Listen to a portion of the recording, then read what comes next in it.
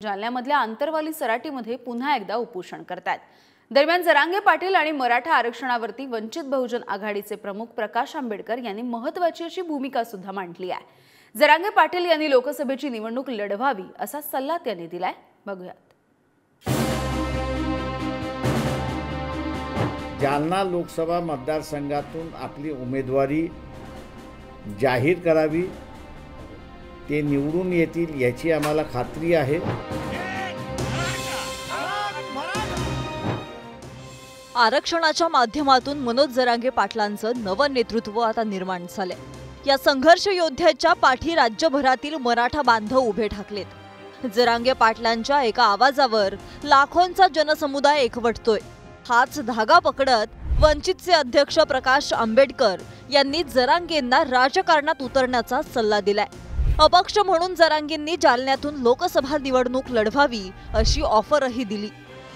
जरांगे पाटील यांना निरोप पाठवलेला आहे की त्यांनी जालना लोकसभा मतदारसंघातून आपली उमेदवारी जाहीर करावी, ते निवडून येतील याची आम्हाला खात्री आहे।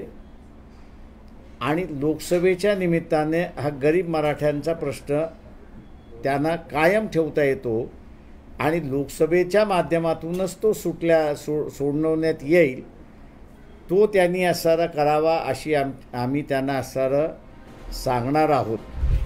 गेल्या 6 महिन्यांपासून जरांगे पाटलांनी मराठा आरक्षणाचा लढा उभारलाय। त्यांच्या मागण्या राज्य सरकारकडून मान्य करण्यात आल्या, मात्र सगळे सोयरे या मुख्य मागणीसह काही मागण्यांची प्रत्यक्षात त्याबाबतची अंमलबजावणी होताना दिसत नाहीये। त्यासाठी त्यांना वारंवार आमरण उपोषण करावं लागतंय। त्यामुळे आरक्षण हे रस्त्यावरच्या लढाईनं मिळणार नाही हा प्रश्न निकाली काढण्यासाठी जरांगेंनी लोकसभेत जावं असं आंबेडकरांनी म्हटलंय।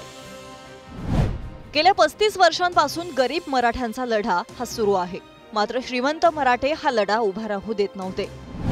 जरांगे पाटलांच्या माध्यमातून गरीब मराठ्यांचं नेतृत्व उभं राहिले।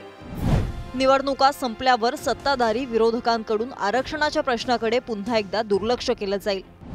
गरीब मराठ्यांचा आवाज लोकसभेत जाण्यासाठी जरांगेंनी निवडणुकीत उतरावं।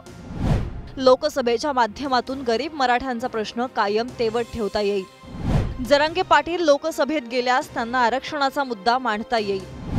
कुठल्याही पक्षाचा आधार न घेता जालन्यात अपक्ष लढाई लढली पाहिजे। जरांगे पाटलांच्या पाठीशी गरीब मराठ्यांनी पूर्ण ताकदीनं उभं राहिलं पाहिजे।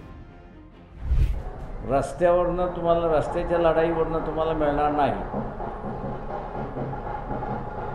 तो अजिबात मिळणार नाही तुम्हाला। तो जर मिळवायचा असेल तर लोकसभेमध्ये जावं लागेल आणि जरांगे पाटील यांना असं इलेक्शन लढवावं लागेल, तरच त्या प्रश्नाचा ते निकाल काढू शकतात। आरक्षणाचा प्रश्न निकाली निघत नसल्यास जरांगे पाटलांनी राजकारणात उतरून आपली ताकद दाखवावी असा सल्ला अनेकांकडून देण्यात येतोय।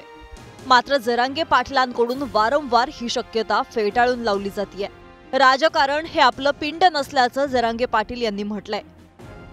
ती वाटच नाही माझी, ती वाटच नाही, त्या वाटावर मी जाणार बी नाही, जात सुद्धा नाही।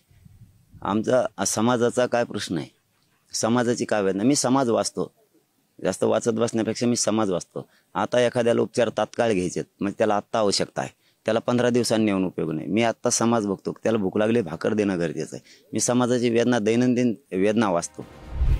मराठा बहुसंख्याक असला तरी तो भावकी, राजकारण, पक्ष संघटना यात विखुरल्याचं चित्र आहे।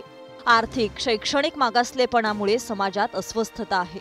नेतृत्व करणाऱ्या मराठा नेत्यांनी सहकारी क्षेत्रात कारखाने, दूध संघ, सोसायट्या सुरू केल्या, पण यात समाजाचं भलं होण्यापेक्षा नेत्यांचं अधिक फावलं।